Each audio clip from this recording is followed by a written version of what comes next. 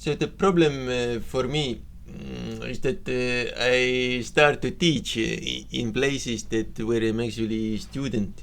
For example, on YouTube or like similar places where it's full of people who already have the knowledge. I start to behave like a teacher because I'm used to do that with kids.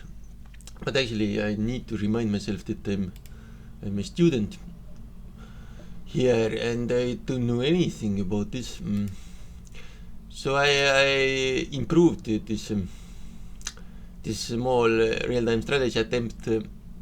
I played around with the navigation stuff.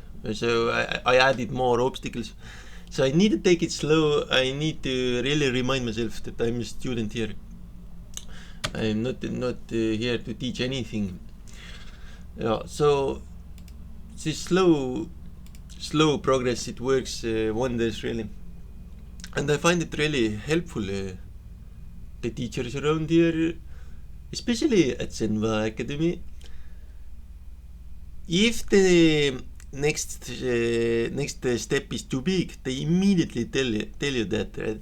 So you don't take that big step because it's too big. So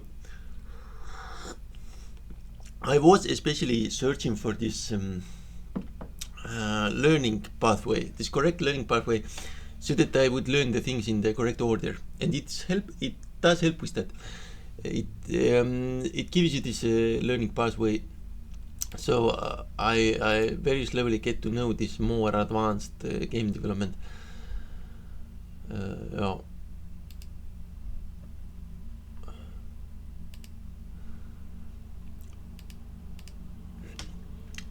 So in school, a kid asked it like how to solve a maze for the enemy. How would the enemy solve a maze? And very slowly I'm getting to know how it can be done even with the available tools. Yeah. So I'm a little bit prepared for that now, that advanced question. Using the engine that we use, we can solve a maze, right? I didn't know that it is possible with the current tools. They do avoid the obstacles, right? Of course, it's not perfect, but it does solve the maze, right?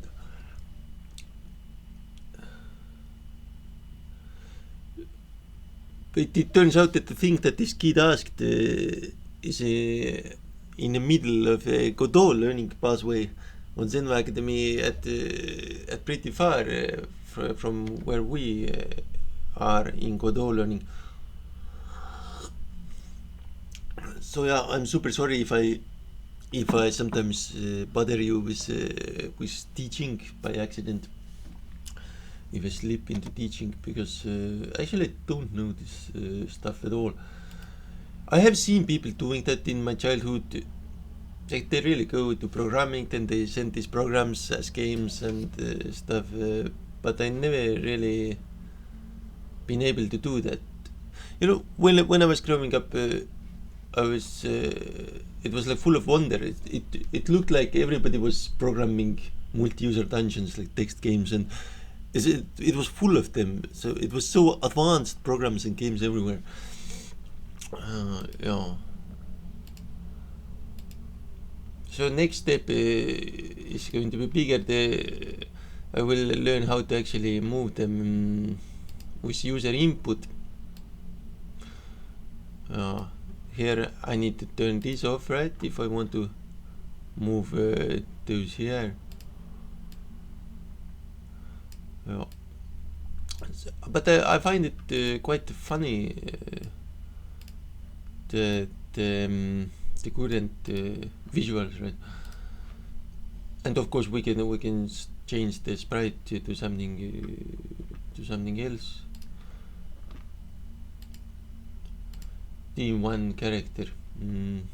So let's see. For example, how do I change the sprite of this one? It's a separate scene now. So where is it's here.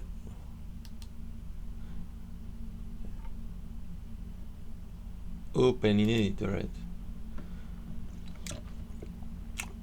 It was already open. So, and now I changed this, right, to something else. Let's change it to these ones. Let's see if I'm able to do that. Oh, that's pretty funny, right?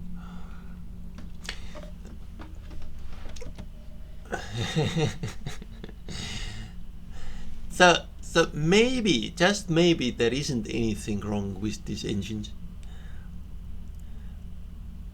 They do their stuff, and it's very educational. For education, this engine works wonders.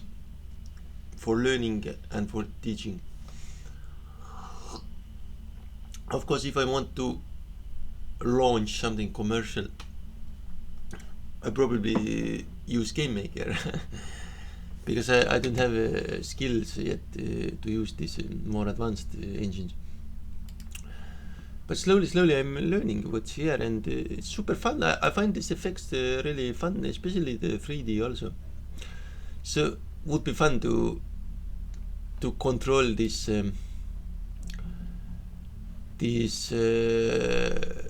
real-time strategy group in a 3D environment. Would be super fun to do that. And how would that game look like? I've never done that one. So let's switch this one back to this to my ugly sprite, and I tried to do some stuff here and add sprites here, but I didn't succeed. It was always like materials that I couldn't apply to my mesh and stuff. So I found that I can change the colors here of the mesh. No, not by dragging the materials or something. Yeah.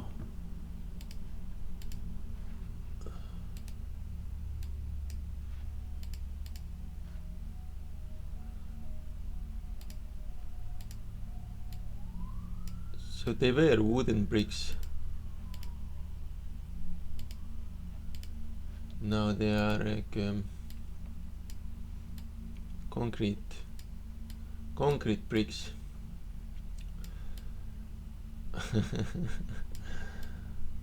Yeah. I love how the pressure is lifted when I don't need to teach stuff that I don't know. How do they make it gray actually?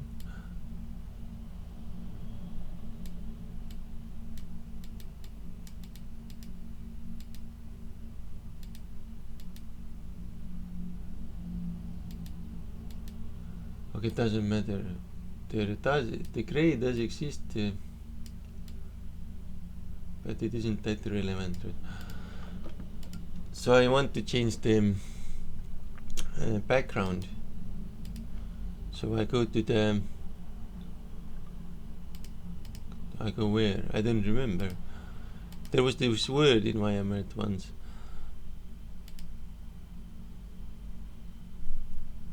Oh.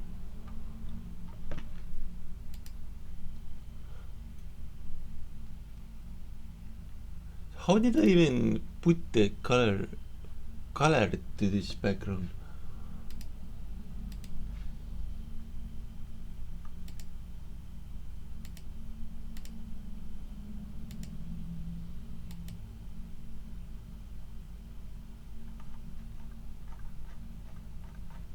It just is of that color, and I don't remember how I got there. How I want to change the background color now.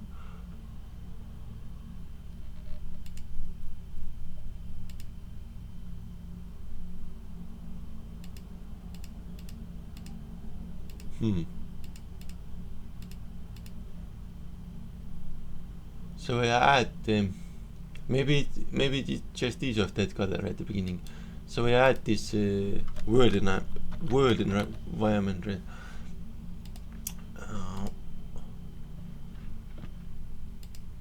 New environment,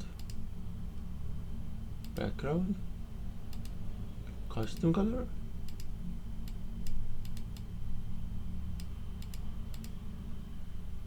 and apply. Doesn't apply. Oh.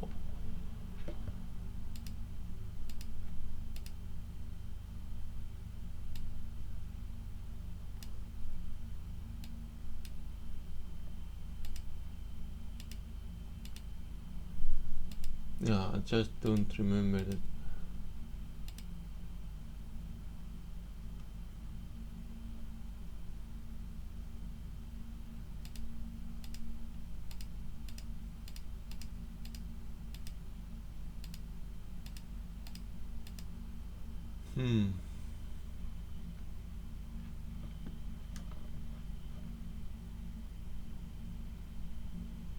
There are many things that I don't remember or don't even know at all. So anyway, all of these things aren't a problem, right? Because we can put our own picture here later, or replace this with sprites.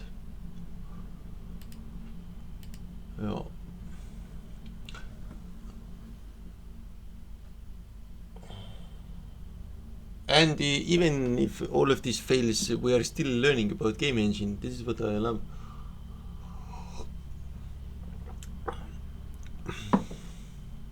I'm still learning a game engine. This is what is happening.